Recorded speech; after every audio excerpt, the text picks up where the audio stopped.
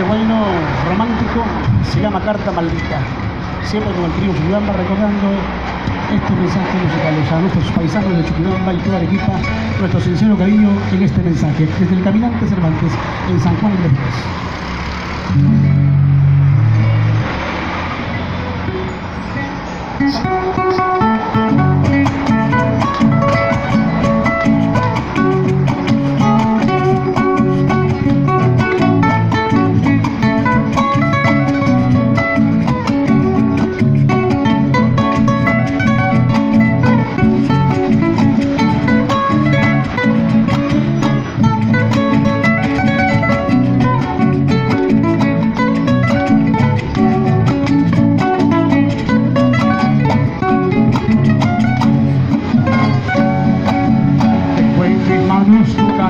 mejor dicho, tu última carta.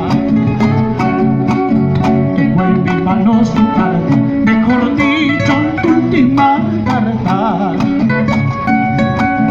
En ella leo mi desventura, triste condena, fatal sentencia.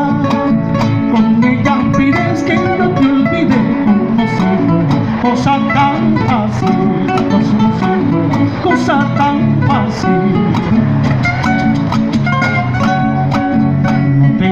Lo que sienta, que sabe que sentimiento. No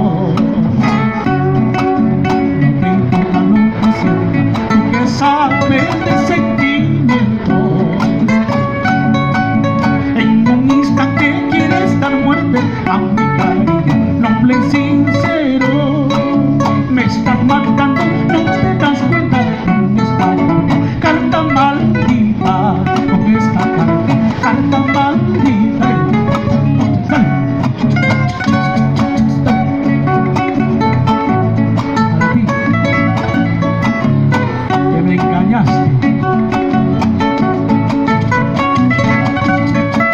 De la gente de Cotahuasi.